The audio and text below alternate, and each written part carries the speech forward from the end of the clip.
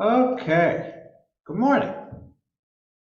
Um, just a little piece of housekeeping. This month, only this week and next week, and only the first 2 of 4 Mondays we're learning together. So that's our housekeeping announcement. So this week and next week, those of you who have been with me over the last month or so, we've been studying this new commentary of Pirkei Avot from the Rabbinical Assembly. And wanted to just take a look in these next 2 weeks a little bit more in chapter 3. We'd done chapter 1 and chapter 2, sort of jumping around. Wanted to jump and look at a couple really interesting teachings and comments from chapter 3. That's what we're going to do today. So, does anyone want to be a reader today? Sherry.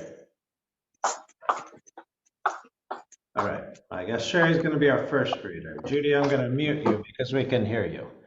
Okay. All right, so let me share screen and let's get moving. Okay, can everyone see my screen? Yep. Yes? Okay. Yes. Okay, so if you can read, let me just say one thing. Chapter 2 was sort of really upbeat, sort of how to live Jewish life. They kept asking the question, if you remember, what is the proper path to be a good person or righteous person? And it was like sort of really upbeat. And now we get to chapter 3 and we get this teaching. All right, can you read it for us in the English? Yeah, can you make it a little bigger? A little bigger, it depends. Otherwise, we will make do. That better? That's fine. Fine. Oh, I can hold on. Beautiful. Akavia ben Mahalalel used like to say, consider these 3 things, and you will not fall into transgression. Know whence you came, whither you are going, and before whom you will eventually have to give an accounting. Whence you came, from a putrid drop, whither you are going, to a place of dust, worms, and maggots, and before whom you will eventually have to give an accounting before the sovereign of the sovereigns of sovereigns, the blessed Holy One. Okay. That's very graphic. All right. Is this very positive? No. What are opening thoughts or reactions? It's pretty awful. That's awful. The whither you are going is pretty expressive. Okay, pretty explicit, pretty, they're not, there's no BS here or whatever, right? It's pretty straightforward. Yeah, he doesn't pull any punches, right? Now that last part, Yes. don't we do that? Doesn't that in the liturgy of the high holidays? So doesn't that come up in the Sinai Tokef, I think? Yeah, right. This is like Yom Kippur wording, right? And definitely we talk about Cheshbon HaNefesh, if you know that phrase that we oftentimes say, right? For the 30 days of Elul through the 10 days of Av, the 40 days of spiritual accounting, and that's that word right here, Cheshbon. Right, by the way, interesting phrase, not related, but Melech Malchei Hamlachim HaKadosh Baruch Hu. When do we say that in our prayers?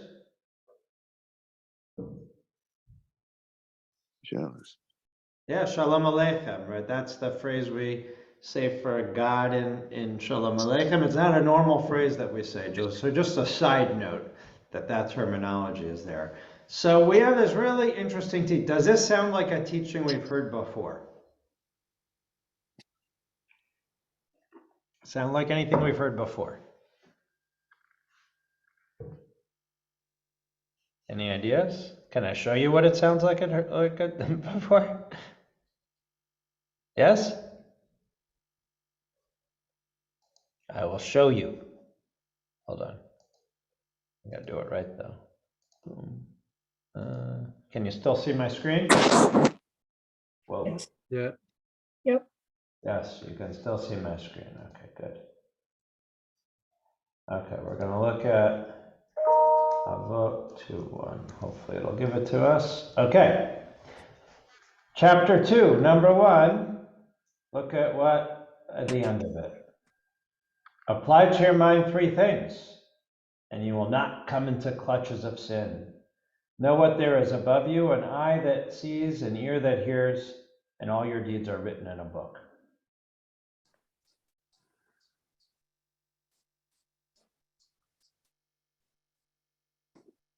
Know before whom you will give an accounting?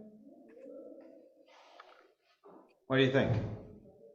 Is it as simple as saying you came from nothing, you leave as nothing, what's important is what you do in between?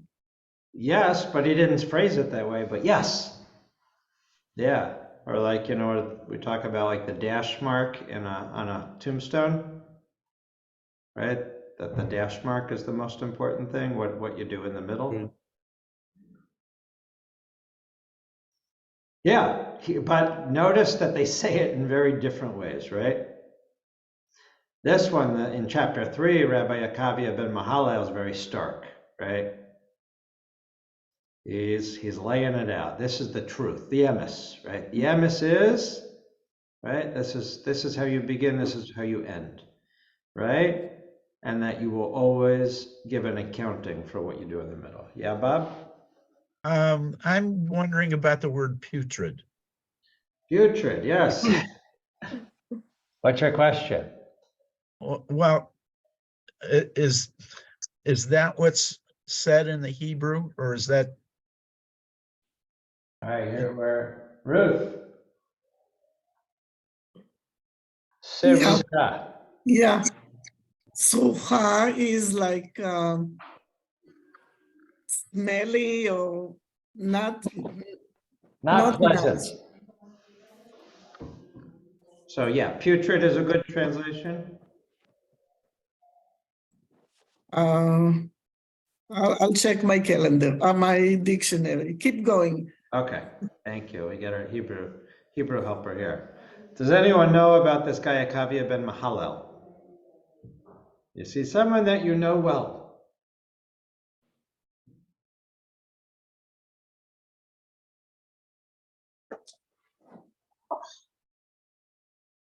So the short story of Akavia ben Mahalel is that he always disagreed. He was one of the rabbis that was known for disagreeing and always holding a minority opinion. He was the contrarian, that's the best way to say it. He was a contrarian, and he always sort of gave another opinion, and he actually was excommunicated by the rabbis. And they offered, if you can see this thing at the top,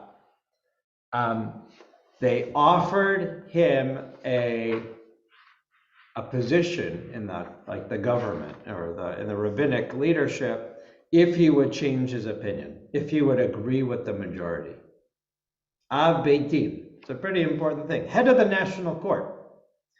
They offered him to that, but he resisted and wouldn't give in, and he sort of held to his position. So he's like an interesting character in rabbinic story. Any other thoughts here?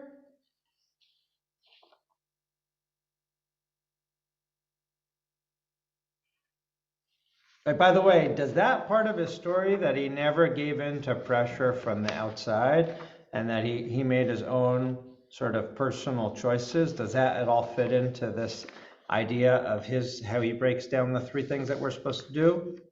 Definitely because yeah. Definitely because he's taking a totally negative attitude here versus what we saw in chapter 2, where it's laid out a little more pleasantly, and it's not quite as harsh as he is. Yeah, by the way, that, if you remember, that was from Rebbe, who is Rebbe Yehuda Hanassi, the author and composer of the Mishnah. That was chapter 2, right? Who was a person he literally was in power. He was called the prince. And this is someone who was sort of subjugated and pushed aside. Yeah, Ruth, you ever answer? Saruach, stinking, fetid, putrid, rotting, sinner, Yeah, so sinful and corrupt. not positive. How about that? Not positive, no. Yeah. Okay.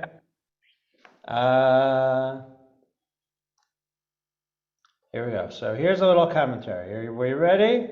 All right, Sherry, you ready? Yep. Let's start. Hold on. Start right here. Most. Okay, okay. Most human deeds, he suggests, are not worthy of being recorded at all, even perhaps those of well-meaning and devoted son. Everyone's brief time in this world between the poles of nothingness will be subject to an assessment.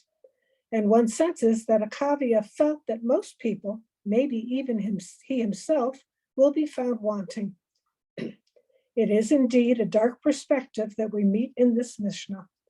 It is hard to recommend as it is an approach to life, but there are nevertheless positive lessons that can emerge from a thoughtful consideration of his tragic evaluation of life. Akavia's likely belief that most of us will be judged insignificant notwithstanding, it still is good to live life as if we will be giving an accounting of the time we have been given. And despite the apparent harshness of what he said to his son at the ultimate moment, there is nonetheless something refreshing and civilized about the insistence that we all have the opportunity.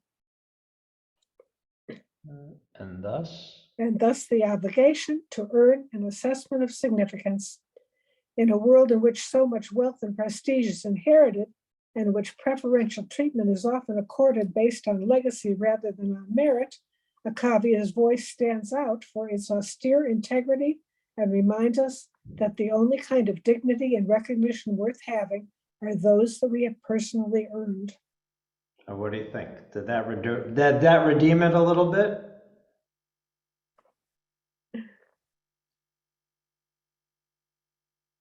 I mean, I like the last line, right? Yeah, right.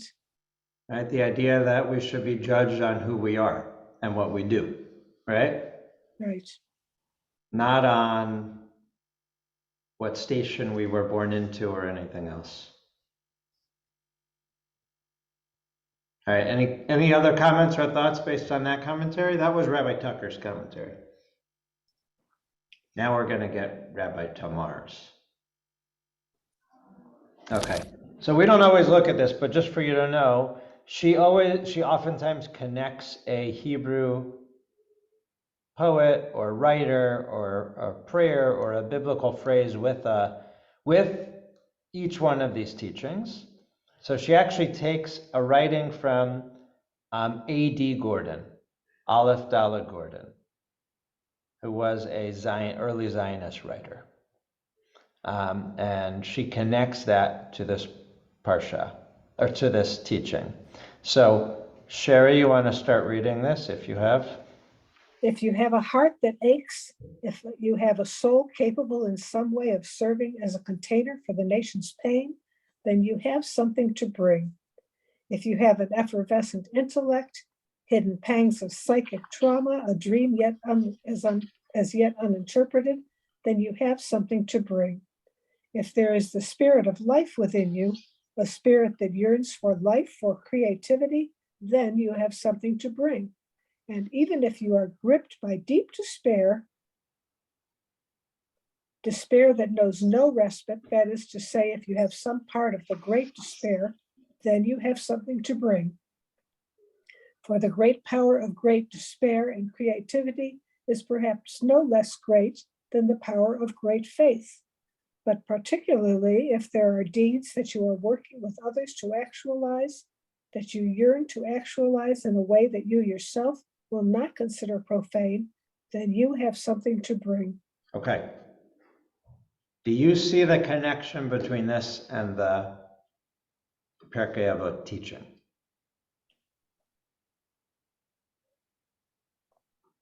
By the way, 1913.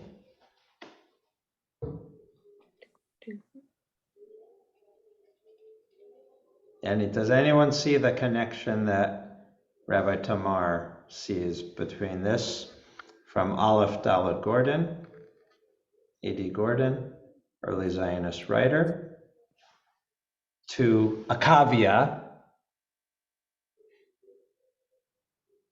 besides despair, right? She's definitely talking about despair, and perhaps we sort of read and felt Akavia ben Mahalal's despair about sort of the nothingness, right? Yeah, Bob, did you want to say something?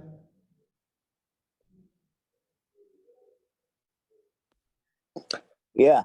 The whole thing here is number one, she's trying to smooth over what he has to say. And number two, she's trying to give us hope. And the way I see it is that she's trying to take this despair, and in the poem, the way I interpret the poem is that there is always hope. And you know how we always talk about return, and that God will forgive at any return, that she's talking about return here. And I may be wrong, but that's how I interpret it. Very nice, good. Any other thoughts?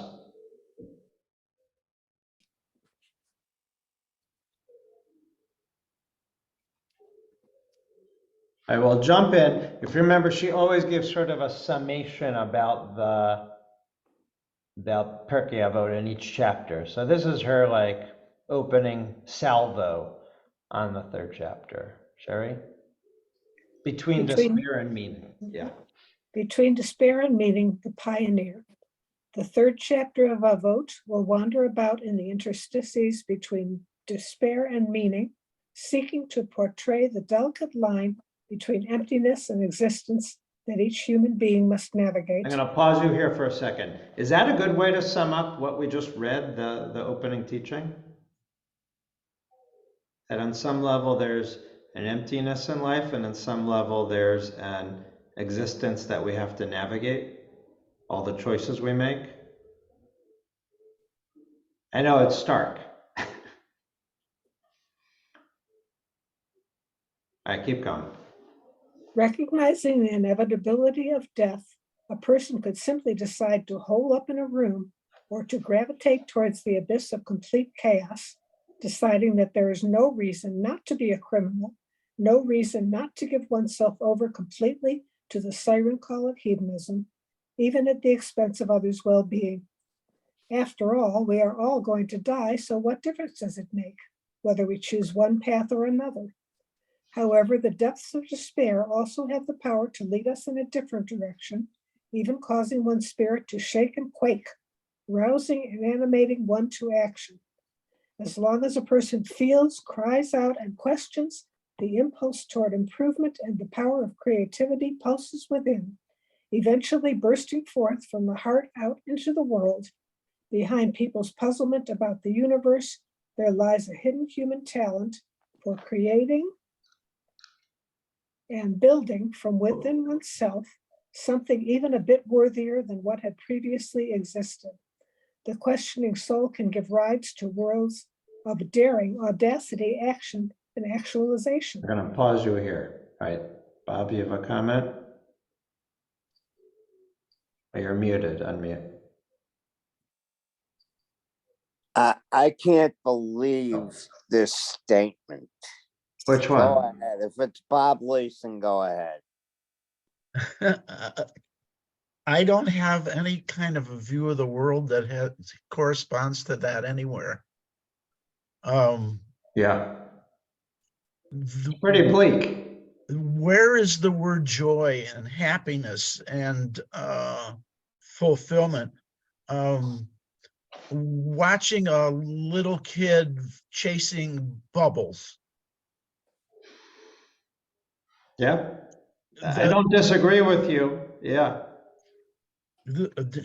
despair to me is somebody that needs treatment, not the general condition that everybody is living in. Yeah. What did you want to say, Bob Goodstein?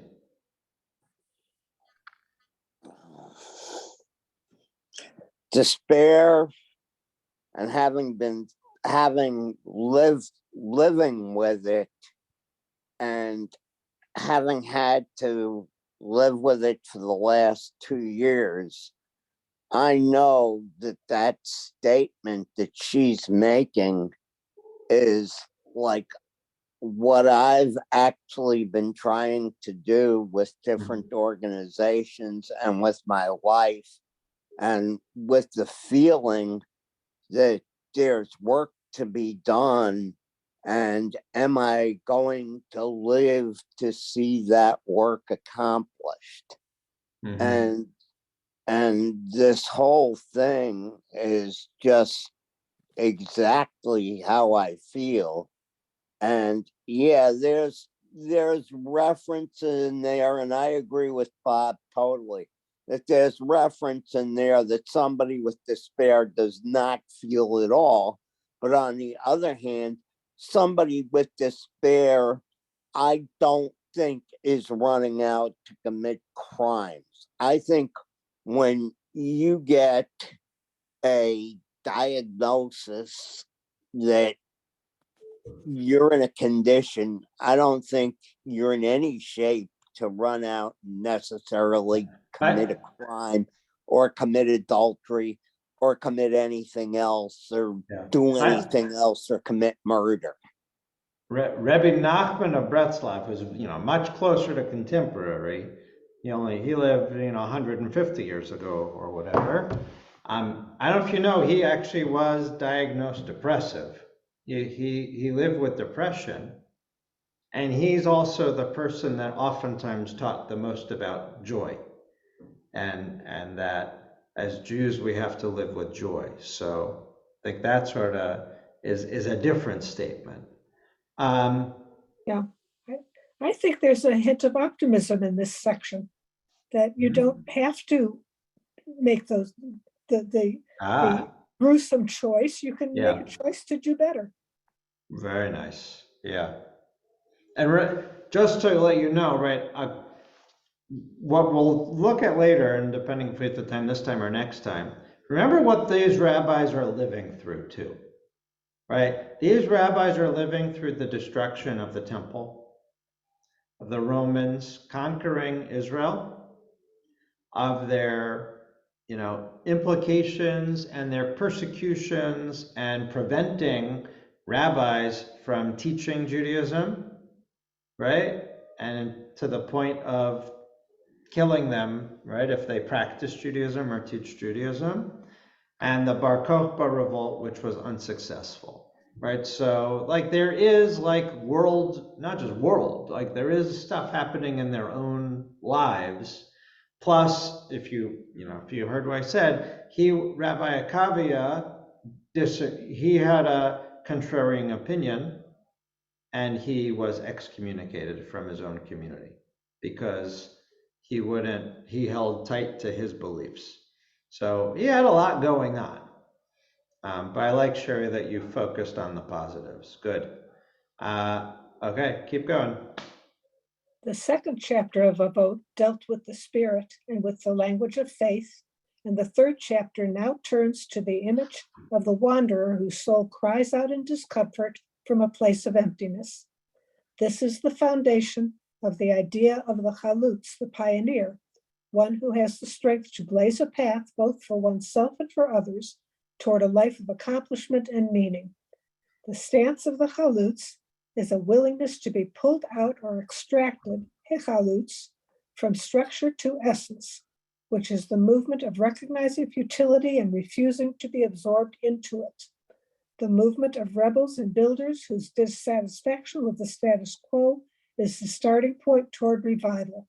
And so now, as the third chapter of Avot begins, we move on from the individual of faith whose portrait filled the second chapter and focus on the person of this chapter who engraves faith onto reality and leaves its imprint within it, the pioneer, the hero.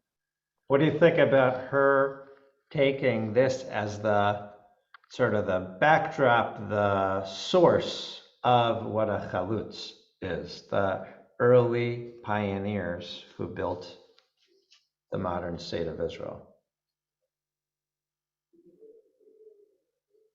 What do you think? Is it a stretch? I mean, is it a worthy stretch? Again, I think she's finding people who chose to be optimistic and to do something that didn't seem possible.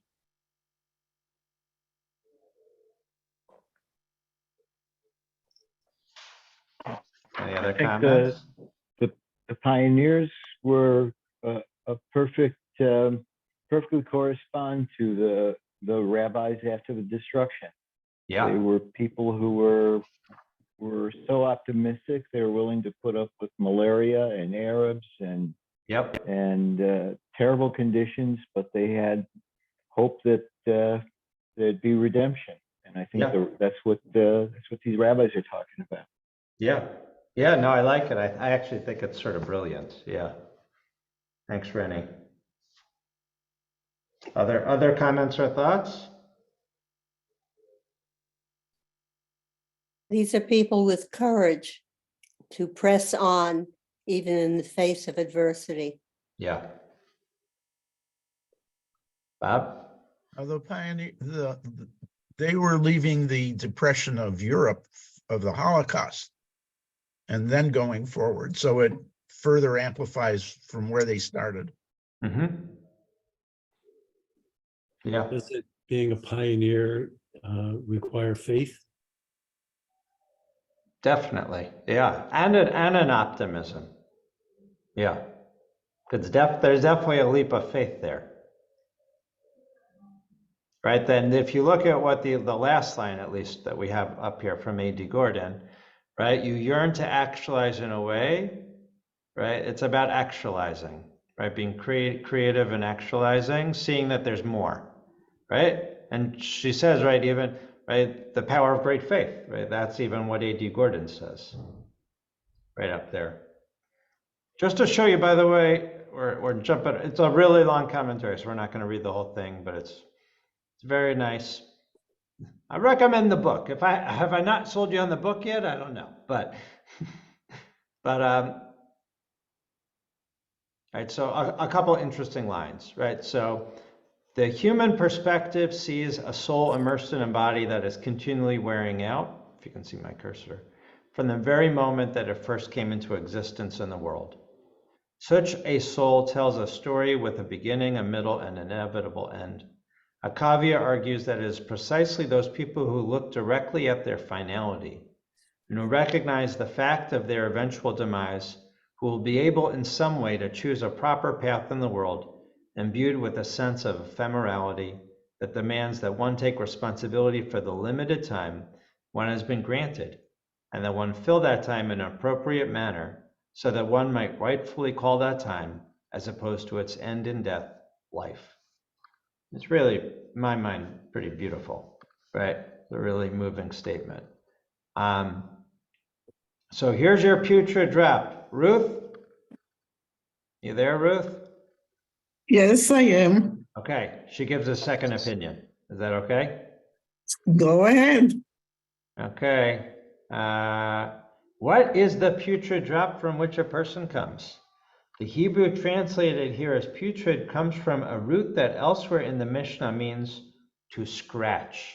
I did not look up, we can pull it up if you want. I didn't look at the source yet. Perhaps suggesting that each and every one of us comes into this world as an implement that scratches, leaves its mark, as a tool intended to make an impression on the world, a sign of having been there.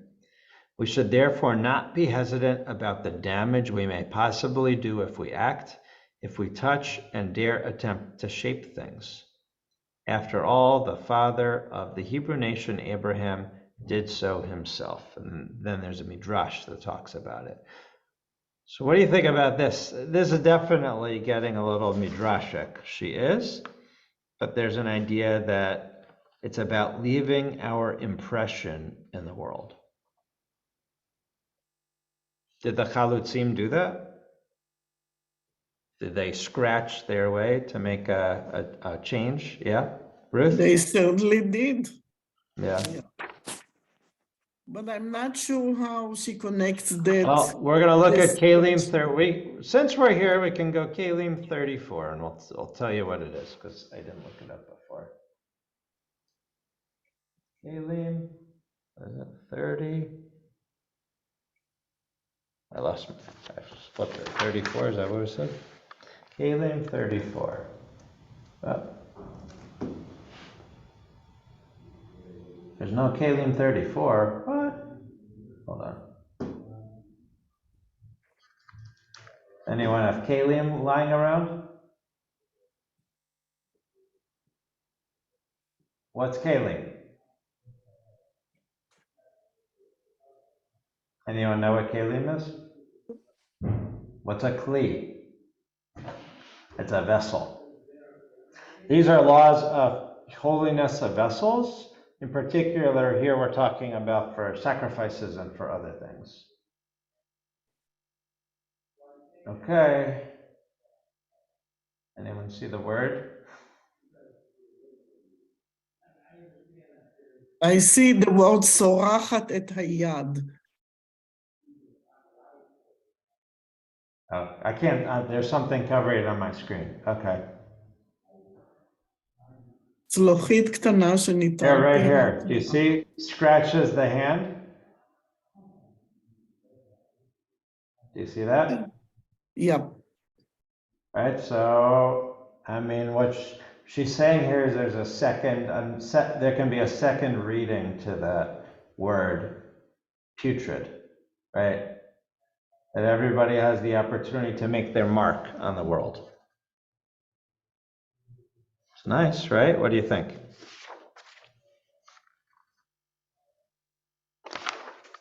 Maybe? I'll show you that. Let's go. Sherry, you ready? Yep. We're going to read just her closing on this. It's really, she's like writes 5 pages on it. So we're not going to read the 5 pages, but if you can read Akavia. Akavia comes to teach us the great truth that ever since the day on which God separated the upper waters from the lower ones, humankind has existed in the sphere between the firmament above and the flora and fauna below. It is there, on this makeshift stage, that each human being tells his or her own unique ephemeral story. You come from those who were brought into our world before you and mastered it, just as you too shall master it. As you are journeying toward your external home, the ground upon which the next generation will step, thus making death an opening for hope. You are a mere drop that has descended to the earth and that will someday rise from the earth to return again to the sky. And so the shunned man, who clung to traditions as he was taught and was unwilling to abandon, teaches us to stand our ground, accepting that we were created to be drop and dew to this world, ever grateful for having been formed to thus water it. What do you think? It's very poetic. Again, it's very optimistic. Yeah, right? This is that we have an opportunity to do something. Yeah. Any other comments before we jump to the next Mishnah? I have a question. Yes. So the Chalutzim, who actually escaped the pogroms, Yes. they had an opportunity to leave. Did the people in Yerushalayim during the destruction, did they actually have a chance to leave and start over again? Good question. A couple things. I'm not sure they knew. I'm not sure, it's different. I don't, the Romans were conquering them, but I'm not sure if their goal was to kill them. This was more a sense of coming under the Roman Empire and providing riches and, providing resources for the expansion of the Roman Empire. Do you I guess, understand? yeah, I guess that's why I'm not seeing totally the connection with Chalutzim, because it doesn't feel like the people, during the destruction really had a chance to be pioneers, so to speak. Well, the pioneering that they did was reconstructing a Judaism without the temple, right? What we call rabbinic Judaism was in its seedling stage. So this is like an intellectual beginning, an intellectual trailblazing. Does that make sense? Okay, I'll buy that, yes. Right. It wasn't like saving the Jewish people, it was saving Torah, re-envisioning Torah. Because otherwise the people would have become Hellenized, they're Romanized or Hellenized. It wasn't a question of survival as a human being, it was survival as a Jew.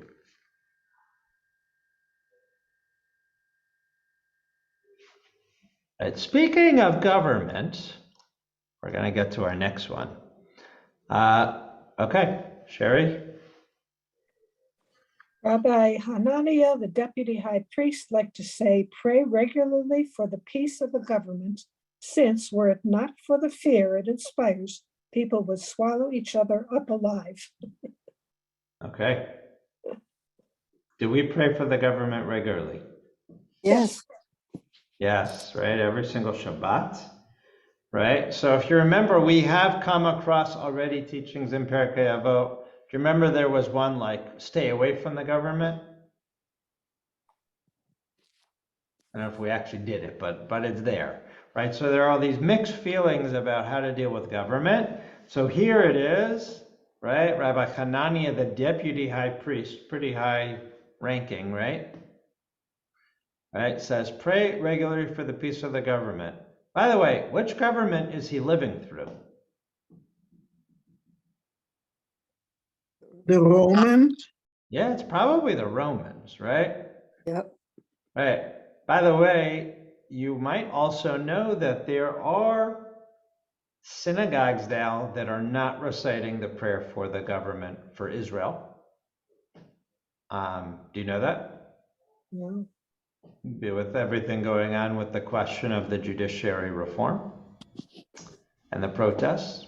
There are synagogues who did not recite their prayer for government in the last couple terms because they were not happy with the presidents or what was happening in government. So, so it's an interesting statement, right? This is not law, right? Perkei Avot, this is like a teaching. So this isn't a requirement to pray for government. But here, what is the reason it says that you should pray for government?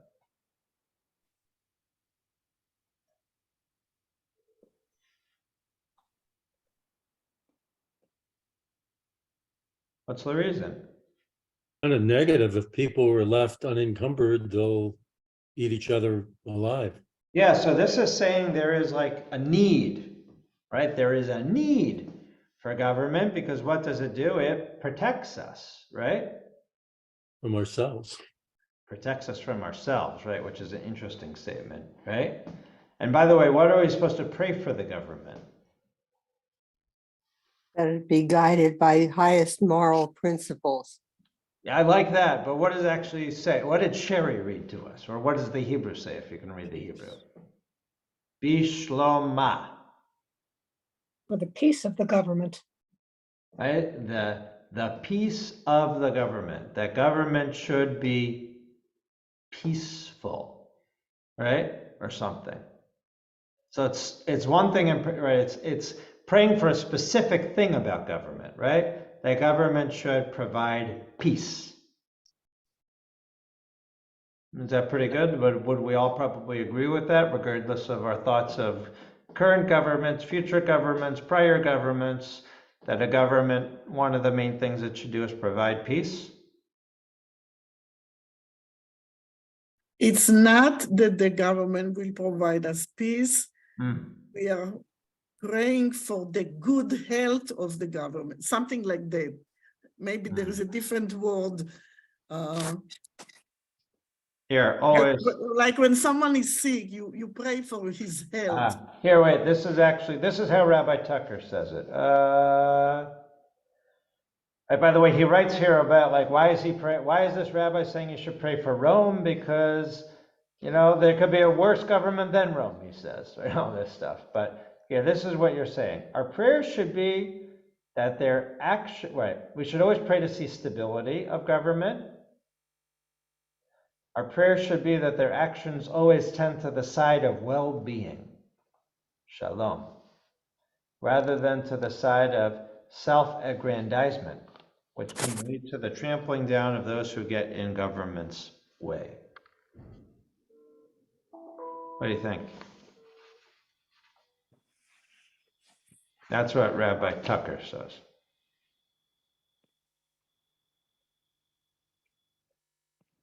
I think it's interesting that there are congregations who are no longer praying for Israel.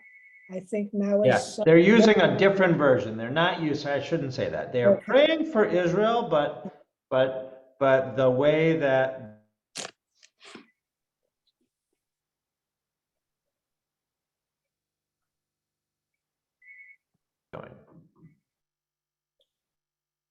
yeah, if you can read, it's conservative synagogues that are doing it. So yeah, there's been several articles written about it nationally. I think it's all the more reason that we should be praying for Israel right now. Yeah, and in particular, we pray, I'm going to pull the Siddur. We still say it, right? For many reasons. Number one, it is the prayer for Israel. And number two is, and we're taking a side point here, a tangent, but I'll read you what it says according to our Siddur and what we say every Shabbat.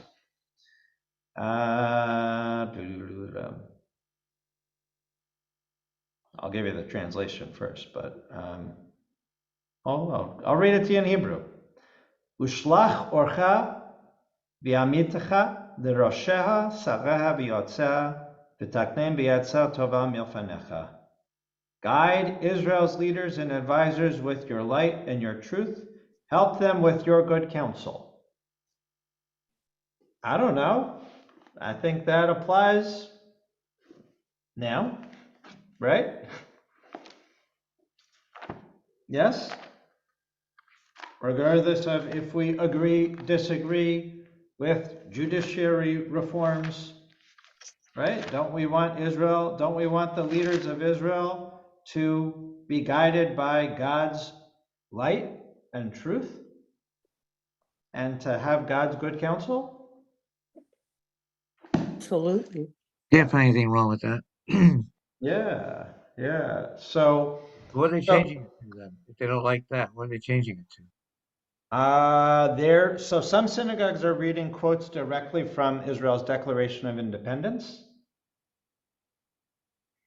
I forget what there's like two different, and someone wrote a new tefillah based on, I forget it. There either was a Washington Post or New York Times article on it. I'll have to find it.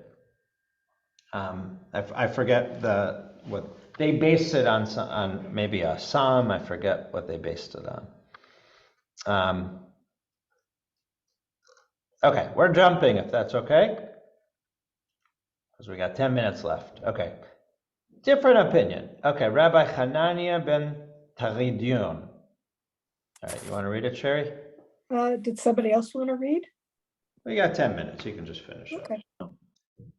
Rabbi Hanania ben Teradion liked to say, two people who sit together without words of Torah between them, that is a company of buffoons. As it is said, happy is the one who has never sat in the company of buffoons. But two who sit together with words of Torah between them, the Shekhinah is fully present between them, as it is said, when two God-fearing individuals speak together, Adonai pays attention and listens, and this is then written up in a book of records featuring those who fear Adonai and who hold God's name in great esteem. We learn from here only about two people. From where do we learn that even a single person sits engaged in the study of Torah, the Blessed Holy One establishes a reward for that individual. From the verse in which it is said, sitting alone and silent, that one will yet receive a reward. Okay, what do you think about this teaching? Does it sound familiar?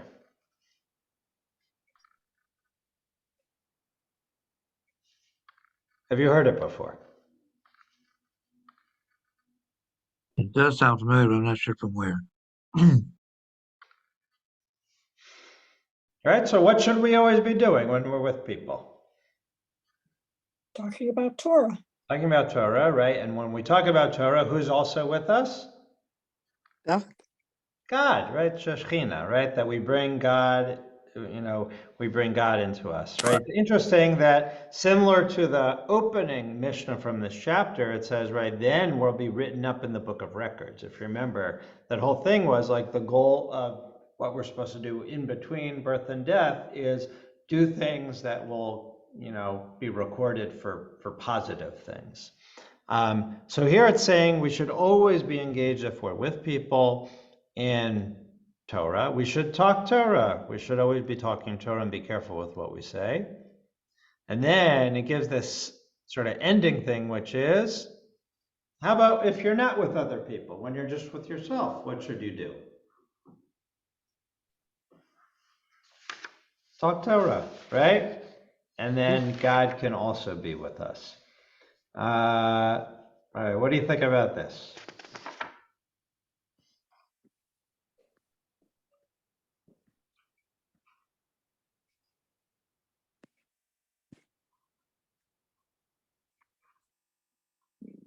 Makes sense. So this is by yourself, study Torah by yourself, sure. Yeah. So look at So where it's coming from. Look at where it's coming from. yeah, you're saying the quotes? It's from that last part of Yeah, studying. It's from Eicha. Yeah, it's interesting where he gets the sources from, right? And actually it's from Tehillim, from Psalms, from Malachi, and then Lamentations. So interesting places they're taking it from. Rabbi Tucker is writing about sort of the democratization of Torah, right? That it's not some grand revelation. It's not that we have to be united as a people. It's not even that we need a minyan. Right, but here it's two people can sort of sit and God is with you, and then even one person, right? When you study, God is with you. It's not some grand revelatory moment, right? But that we each have sort of access, and this is sort of what happened once the temple was destroyed, that there was greater access and democratization and things that should have be done. By the way, if you don't know, this is one of those, where the 10 rabbis who were the martyrs, who the Romans persecuted but murdered because they were teaching Torah. That was this guy. Rabbi Teradian is one of those that they wrapped in a Torah scroll and killed by burning them. They set fire to him. Yeah, so he's one of those. So Rabbi Hanania ben Teradian, we don't really know him. He's not like a big name that we think about, but he gave his life to teach Torah, and he died with Torah on his lips, literally. So this is how she sort of closes it out. If you can read, Sherry, and it is no less true. If you can see. And it is no less true of a single person profoundly engaged in dialogue with the Torah, persevering with both heart and mind until reaching some sort of understanding of the divine truths that inhere in Scripture. Such a person also partakes of heightened vitality. Accepting this mystery is a fundamental step in the human journey from despair to meaning. And this is what the psalmist meant in the verse, "How I love your Torah. It is my conversation all day long." Because of Torah, a person can come to believe in the possibility of true conversation. What I didn't say, now I realize I didn't read the first sentence from the beginning of the chapter, which might make more sense. It is not in matters of government and politics that a person finds meaning, for those are just tools and means to ends. Rather, meaning is found in the speaking and listening that takes place between one person and another, especially in the content that flows between them. Lasting, enduring meaning emerges when two individuals tie themselves to each other through Torah, through its letters and crowns, when they choose to believe that it's possible to understand, to express, to construct an entire structure upon the basis of this conversation. That's what happens when two people sit together. And then where Sherry picked up, he's saying, Rabbi Tamar is saying it also happens even if one person alone is engaged in Torah. Okay, if you can pick up accepting this. Accepting this mystery is fundamental step in the human journey from despair to meaning. And this is what the psalmist meant in the verse, "How I love your Torah. It is my conversation all day long." Because of Torah, a person can come to believe in the possibility of true conversation. Oh, sorry. When such conversations are undertaken by people who are disgusted by societal conventions and are thus moved by their own revulsion to protect against the degeneration and deterioration of society, and to shuck off their own presuppositions about the world and about language itself, when such Halutzim, such true pioneers, speak to others, or even just to themselves, their words then truly become the verbal equivalent of the primeval subterranean spring that waters the whole world. Okay. Comments? I'm going to stop the share. Okay. Any comments, thoughts, reactions? What should we be talking about? Torah. Should be talking about Torah, right? Not government, not politics, right? Maybe not even baseball, right? We should be talking about Torah. And when we have that conversation about Judaism, about real life, about what matters most, that's how not only we are going to be remembered, but that's also how we can sort of make our lives better. That enlivens us, right? That's this journey that Rabbi Tamar frames for this chapter is from despair to meaning, right? From emptiness to filling our lives with the right things. So that's sort of our goal, right? How do we fill our lives with the right things by doing the right thing and by saying the right things and making those scratches that remain, right? Not being putrid, but how do we make the mark, leave our mark on this world is by engaging in the study of Torah, and then we bring God into this world. So thank you for studying with me, and we'll see you next Monday, if not before, and hope, if you haven't yet registered, hope you'll come to Shabbat dinner celebrating Cantor Rosenbaum's installation this Friday night, and join us Shabbat morning as she's formally installed. Have a good week.